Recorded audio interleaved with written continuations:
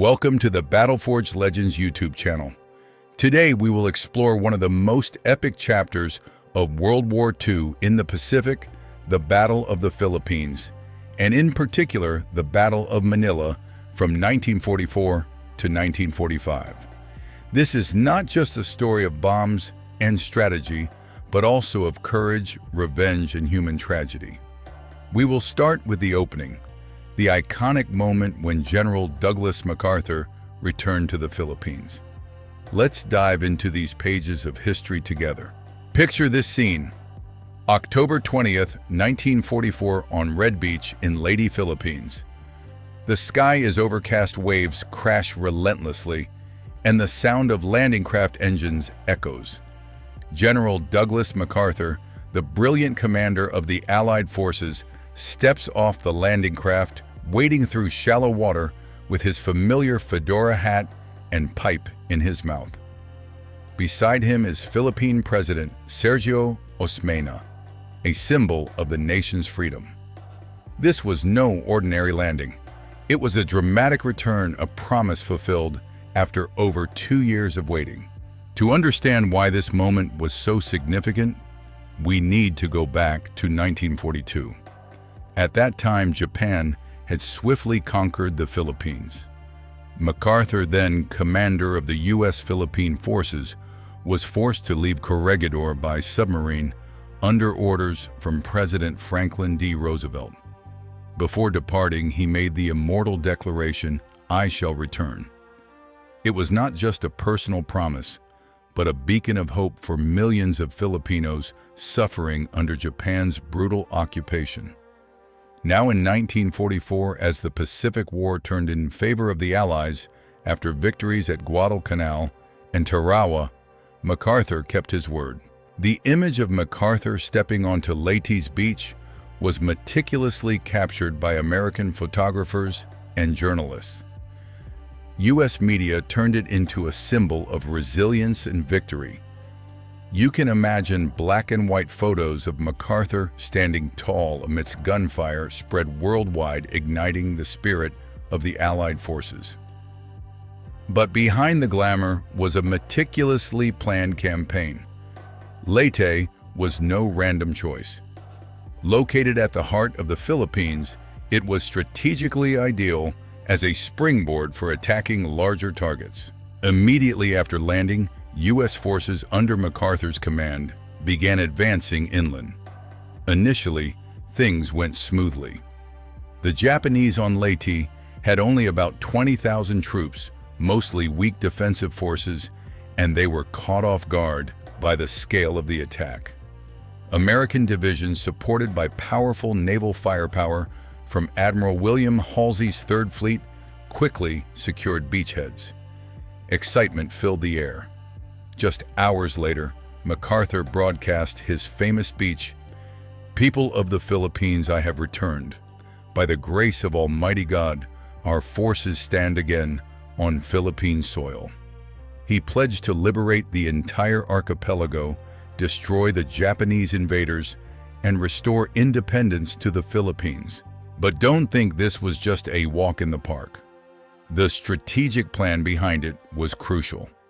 MacArthur knew that capturing Leyte would pave the way for bigger objectives: Luzon, the Japanese power center in the Philippines, Manila, the cultural and political symbol, and especially Clark Field Airfield.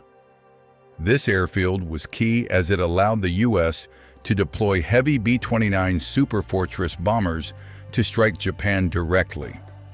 This campaign was not just about liberating the Philippines, but also a stepping stone to ending the Pacific War. However, Leyte also marked the beginning of major challenges. Harsh weather with torrential rains turning the island into a muddy quagmire, and Japanese naval counterattacks, including the Battle of Leyte Gulf, the largest naval battle in history, would slow progress. But at this moment in those early hours, morale was high. MacArthur, with his strong personality and deep personal connection to the Philippines, he had lived there for decades, saw this as a personal mission. He called the Philippines his family, And this return was a testament to that loyalty. Battle of Leyte, challenges in Japan's defeat. Continuing from that iconic moment, let's dive into the Battle of Leyte, where initial excitement quickly gave way to harsh challenges. This was the first phase of the larger campaign, and it proved that liberating the Philippines was far from easy. Let's explore how weather strategy and Japanese resistance turned Leyte into a prolonged and unpredictable battle. General MacArthur's plan initially seemed perfect leverage, the U.S.'s superior air force and logistics to advance rapidly and sweep Japanese forces off the island. With naval and air support, the Americans expected to control Leyte in just weeks. However, reality struck hard. Bad weather, torrential rains, and tropical storms turned the island into a massive quagmire. Roads were flooded, tanks got stuck, and transporting supplies became extremely difficult. Moreover, Japanese air counterattacks, including the first kamikaze missions, severely slowed progress. These suicide planes crashed directly into U.S. ships, causing significant damage to the fleet. The main U.S. force here was the 6th Army under General Walter Kruger, a cautious, experienced commander. They faced continuous Japanese reinforcements, with thousands of troops arriving through the port of Ormoc. Fierce battles erupted in hilly areas, where the Japanese used the terrain for ambushes. Kruger had to adjust tactics using relentless airstrikes to support infantry, but progress remained slower than expected. Now let's talk about the Japanese side. The main commander was General Tomoyuki Yamashita, nicknamed the Tiger of Malaya for his conquest of Singapore. Yamashita was not enthusiastic about fighting a decisive battle at Leyte. He recognized that Japanese forces were weakening, severely lacking air and naval support after the Battle of Leyte Gulf, the largest naval battle in history where Japan's fleet was devastated. Yamashita wanted to preserve his forces for a major battle at Luzon, but Tokyo's high command forced him to engage. The result: the Japanese retreated with catastrophic losses, tens of thousands of soldiers killed or captured, and they lost control of key points like Ormoc. MacArthur, with his optimistic style, declared Leyte secure on December 25, 1944, fittingly on Christmas. But in reality, Japanese guerrilla groups continued to harass for another 4 months, forcing the U.S. to expend more effort to pacify them. To bring this to life, let's hear from a witness, a Japanese private named Saito, who wrote in his diary about the disastrous defeat and internal resentment. He described Japanese soldiers starving short of ammunition and feeling abandoned by their commanders. These words clearly reflect the collapse of the Japanese Empire, a once invincible war machine now crumbling. Despite this, Leyte was not a complete failure for the U.S. Capturing the island opened the door to the next steps. On December 15, 1944, U.S. forces landed on Mindoro, a smaller but critical island for an airbase. From there, MacArthur could observe familiar places like Bataan and Corregidor, where he had been forced to retreat. That moment surely stirred deep personal emotions for the general. Regret mixed with resolve. The Battle of Leyte taught us that war never goes according to plan. It's a mix of strategy, chance, and human will. In the next part, we'll explore the Luzon campaign, where the U.S. launched its largest landing and began the march toward Manila. Don't forget to like the video. If you find it interesting, share it with friends, and subscribe to follow this historical series. Thank you all. Elite 3 Luzon Campaign Landing and Initial Advance. After Leyte fell into Allied hands, the war's stage shifted to Luzon, the heart of the Philippines and the biggest target. This was where the Japanese had heavily fortified, but also where the U.S. demonstrated overwhelming strength. Let's explore the Luzon campaign from the massive landing to the dramatic and humanitarian initial advances. First, let's look at the Japanese forces on Luzon. They had about 260,000 troops, which sounds formidable, but in reality, most were non-combat personnel, like logistics staff, airfield technicians, and newly recruited soldiers. They were critically short of food, ammunition, and fuel, limiting their ability to sustain prolonged combat. General Yamashita, the shrewd Tiger of Malaya, planned a defense focused on northern Luzon's rugged mountains, where the terrain favored prolonged guerrilla warfare. He decided to leave Manila, the Philippine capital, as an open city, meaning it would not be heavily defended to avoid urban destruction and hopefully minimize civilian casualties. On the U.S. side, General MacArthur devised a bold plan, a lightning campaign starting with a landing at Lingayen Gulf on January 9, 1945. This was the largest landing in Pacific history, with over 200,000 troops and hundreds of warships. MacArthur relied on intelligence estimates that the Japanese had only about 152,000 troops, a mistaken figure, but it boosted confidence. The goal was to advance quickly to Manila, capture Clark Field Airfield for bomber deployment, and cut off Japanese supplies. The Sixth Army's advance under General Kruger went relatively smoothly at first. Japanese resistance was weak, mostly scattered ambushes. They received significant support from Philippine guerrillas, brave local fighters who provided intelligence and guided them through familiar terrain. The biggest threat at this point was Japanese kamikaze pilots crashing into U.S. ships and causing heavy losses. However, thanks to air superiority, the U.S. quickly neutralized this threat with hundreds of Japanese planes shot down. Still, challenges were significant. Luzon's terrain was a nightmare. The Japanese had destroyed 217 bridges, turning roads into obstacles. General Kruger, with his cautious approach, advanced slowly to avoid unnecessary losses. This frustrated MacArthur, who repeatedly urged Kruger to speed up, even declaring Clark Field secure earlier than reality to maintain morale. The tension between the two generals, one daring the other prudent, is a fascinating aspect of the campaign. Another key force was the 8th Army under General Robert Eichelberger. They landed in southern Luzon using a mobile tactic called the flying column, fast-moving convoys of trucks and tanks that surprised and overran Japanese positions.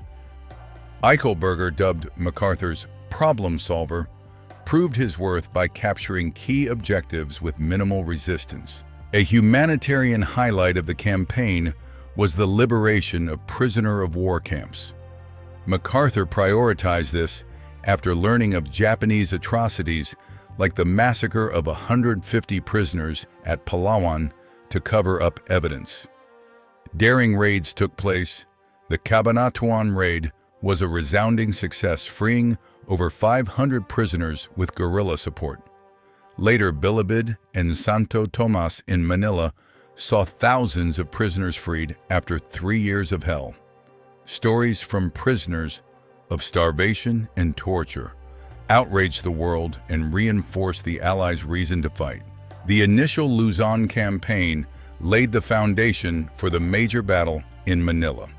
It showcased U.S. strength, but also revealed risks from terrain and intelligence. Part 4. Battle of Manila, Brutal Urban Combat.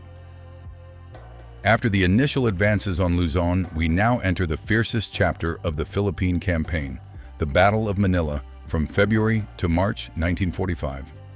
This was not just a fight to reclaim the capital, but one of the most brutal urban battles in the Pacific, with a horrific human cost. Let's explore the savagery, tactics, and tragedy of this battle. The situation in Manila when the Americans arrived was truly horrific. Prisoners of war held in camps like Bilibid and Santo Tomas endured appalling conditions, starvation, disease, and torture.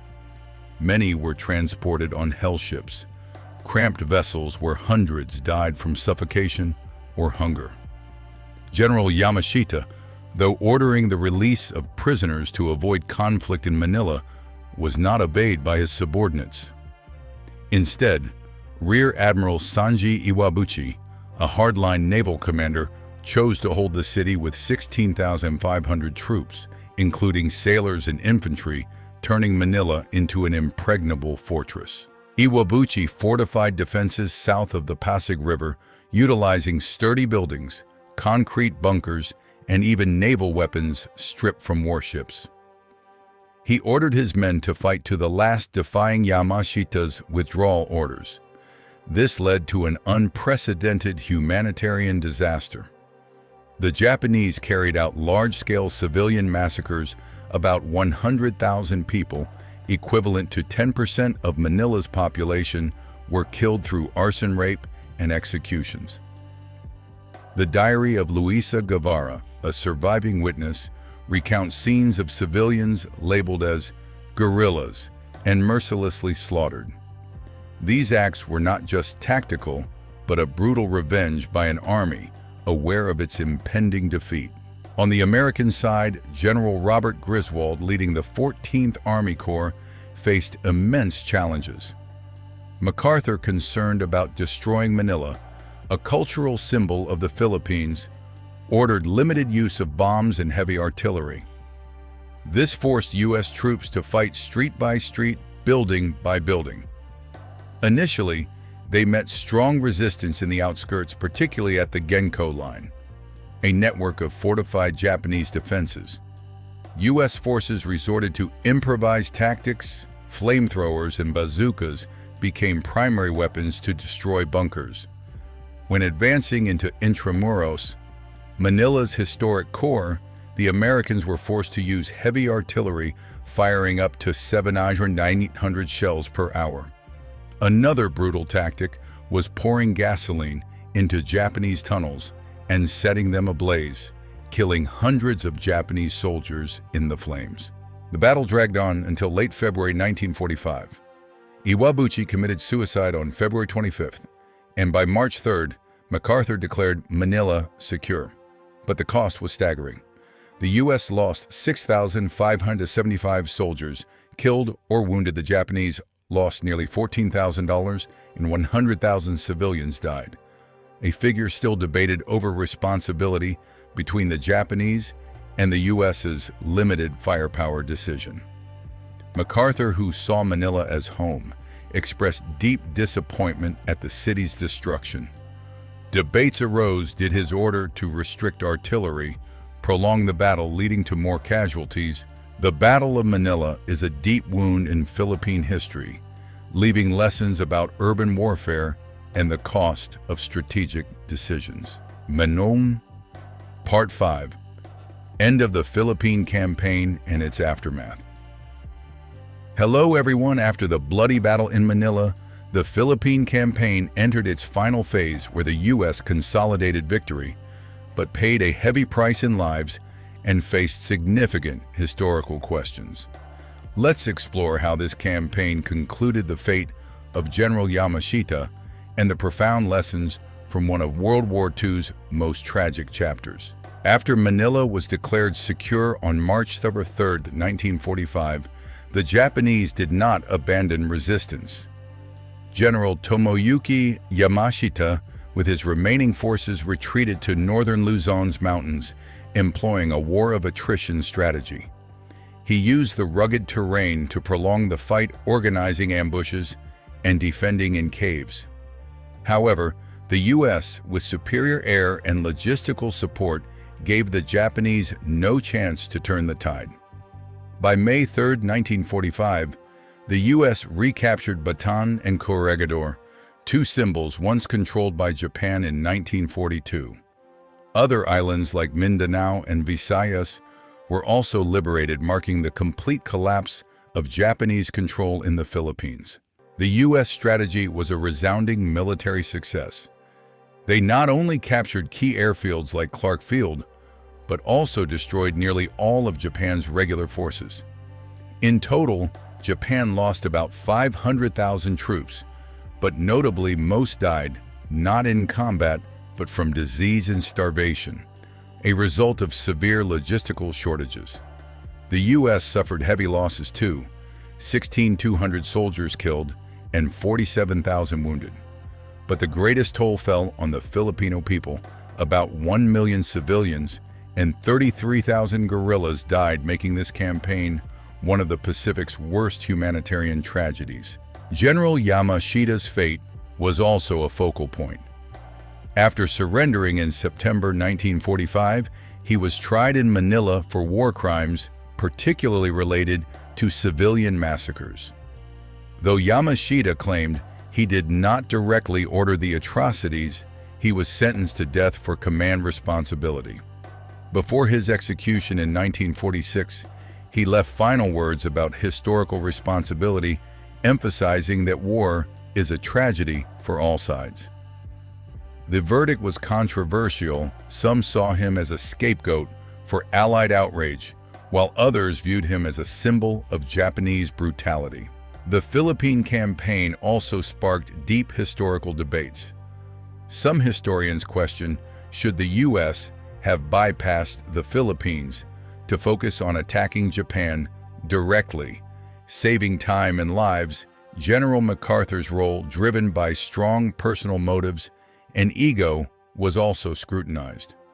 He saw liberating the Philippines as a personal mission, but did this lead to strategic decisions that increased civilian casualties? These questions remain unresolved, making the campaign a subject of ongoing study. The Philippine campaign is a testament to the complexity of war. Military triumph came with humanitarian loss and controversial decisions. Part 6. Legacy and Historical Connections. Hello everyone, we've journeyed through the fierce chapters of the Philippine campaign. Now let's reflect on the legacy it left behind and how it connects to the broader picture of World War II. This is not just a story of victory, but of profound meaning and enduring historical lessons. The Philippine campaign was more than a military victory. It was a turning point in Pacific strategy. The Philippines was Japan's logistical hub, providing fuel, food, and bases to sustain their war effort. Recapturing this archipelago cut off Japan's lifeline, paving the way for attacks on Okinawa and ultimately Japan itself. And with airfields like Clark Field, the U.S. could deploy B-29 bombers, bringing the war to Tokyo's doorstep. Thus, this campaign was an indispensable stepping stone for the Allies' final victory. For General Douglas MacArthur, the Philippines held deep personal meaning. Having lived there for years, he viewed its people as family. Liberating the Philippines was not just a military task, but a messianic mission in his mind. This dedication, though controversial in strategy, solidified MacArthur's image as a symbol of loyalty and resolve.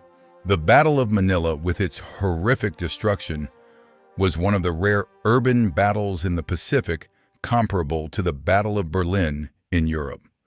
Both left deep scars on humanity and cities.